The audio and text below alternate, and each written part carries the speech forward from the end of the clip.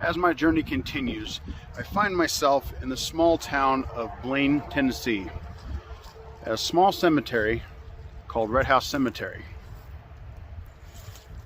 I am here to see the grave and final resting place of former child actor, and tragic story to how his life ended, Brad Renfro. He's buried back there. Now, you may think that if you ever come up here to visit him that this is a private cemetery. It is not. It is actually, I can't remember what road that is, but there's a small driveway right here and stuff. It is open to the public. So you see I parked right there. So let's go see Brad and pay our respects, shall we? All right, so if you follow the entrance, you'll park right over there. There's a marker right here telling a little info about Red House Cemetery.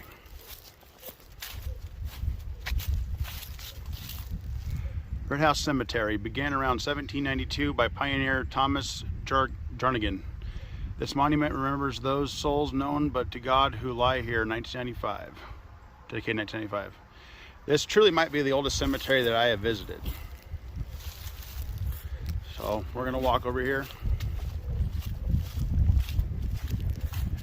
Brad is located at the back of the cemetery. It's a really small cemetery. Like, there's a fence, there's somebody's house right there. There's a few older graves in here. Not much.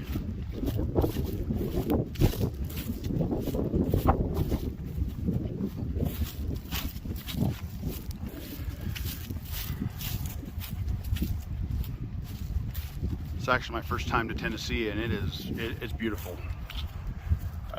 The area is beautiful. The state's beautiful. So we'll come around here.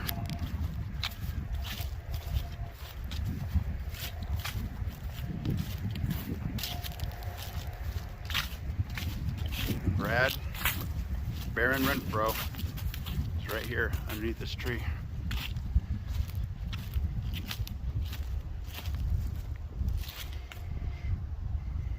Brad Baron Renfro, July 25th, 1982, January 15th, 2008, beloved son. He was born actually not far from here. He was born in Knoxville, Tennessee. All in all, in his career, he appeared in 21 films. He was actually chosen by Joel Schumacher to play the role of Mark Sway in The Client in 1994, his first acting role. Prior to that, he had no experience whatsoever and was actually living in a trailer with his grandmother, which surprisingly, she died 17 days after he did at the age of 76.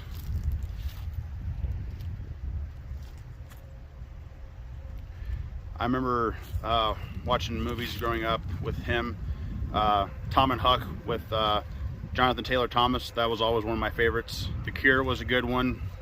Sleepers, Apt Pupil, Bully, Ghost World. He had a promising career, but sadly in the late 90s he started to get in trouble with the law.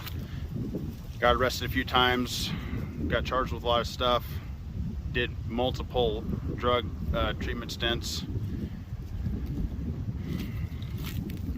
He was trying to get his life on track, but sadly on January 15th, 2008, he overdosed on heroin and morphine in LA. And then he was brought back here to be laid to rest.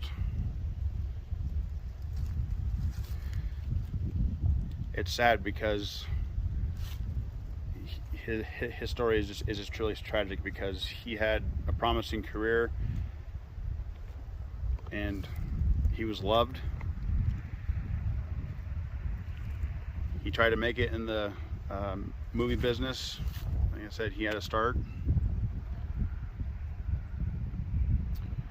It wasn't found out till after he died that he actually had a child with a Japanese woman.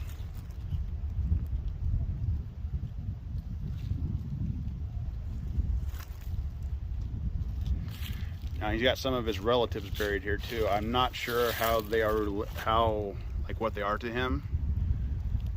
But here's Jack Delano Renfro.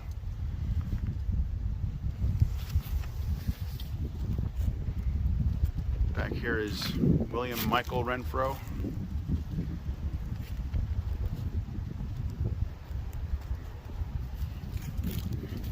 Got a couple of R's right here.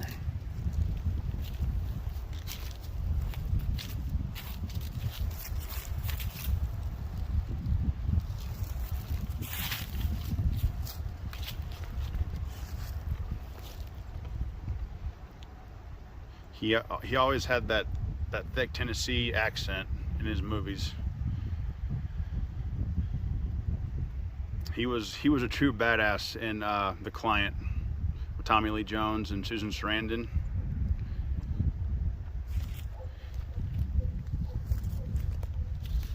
I remember reading about how he won many awards for his first 3 movies he did, which was The Client,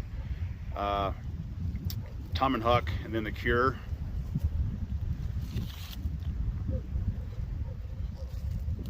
He was a rising star, but sadly he had a troubled private life too.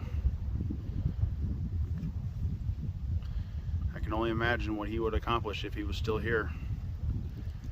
I would have hoped he would have gotten his life on track and he would have done better.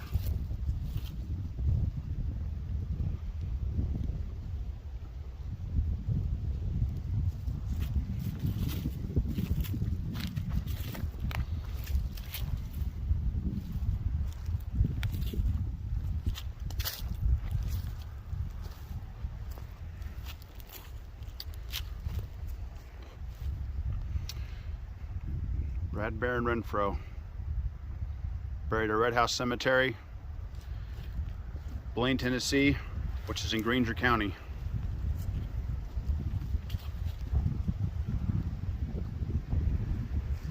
Rest in peace, Brad. Your life was short, but we'll never forget you or your movies.